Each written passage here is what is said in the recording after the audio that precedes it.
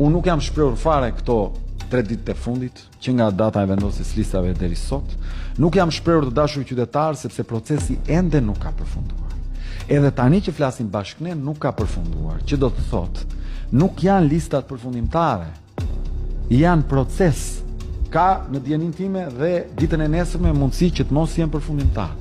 Për këtë arsye, unë kam heshtur, por sot meqenëse po më pyesni dhe jemi në këtë live për të sqaruar qytetarët, po ju shpjegoj që ne jemi një lëvizje e cila ka hyrë në një koalicion me 2 subjekte të tjerë.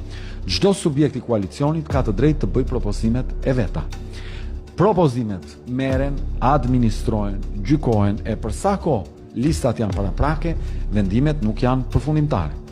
Unë ju bëj me dije që për zotin Dash Sula personalisht kam respekt, sepse ka votuar kundër ndryshimeve të vitit 2008, ndryshimeve kushtetuese të vitit 2008, dhe në atë kohë ka qenë dhe deputet i majorancës, ka votuar pro reformës në drejtësi, e ka mbrojtur reformën në drejtësi, ka votuar kundër mbylljes së listave në votimin e fundit të turpit që këta bën për t'i mbyllur listat, dhe këto ai ka merita që për mua nuk mund t'i mohoj askush.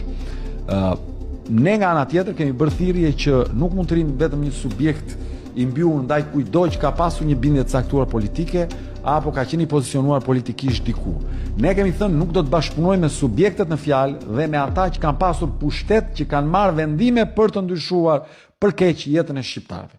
Për këtë arsye, ideja për të ndërvepruar e për të bashkëbiseduar me zotin Sula ka qenë e mirëpritur, por unë ju bëj me dije që për shkak edhe të faktit që ne jemi një lëvizje që i merr vendimet duke pyetur antarësinë dhe duke bashkëbiseduar, për shkak dhe të mos dakordësive, ne do të shkojmë në zgjedhje pa zotin Sula. Kështu që ndaj u kam thënë dhe atyre që më kanë shkruar këto 2 ditë me durim, sepse nuk jemi në këtë rrugë për të zhgënjur askënd, jemi në këtë rrugë për të bërë më të mirën për vendin tonë, sepse nuk e shohim këtë si një rrugë për të pasur veset e shkuarës, po e shohim si një rrugë për të sjellë model të ri. Unë ditu them me përgjegjësi të plot që ne nuk mund të sillemi si para social, ku ti trajtojmë njerëzit si me koler pse kanë pasur një bindje të caktuar apo qysh apo tek, po jemi njerëz të cilët duhet të vlerësojnë gjërat rast pas rasti. Në rastin konkret, po ju bëj me dije që në këto zgjedhje koalicioni Nisma Shqipëria Bëhet do të shkojë me lista ndër të cilat nuk ka asnjë ish deputet, ish ministër, ish kryetar bashkie, ish kryeministër, e me radhë.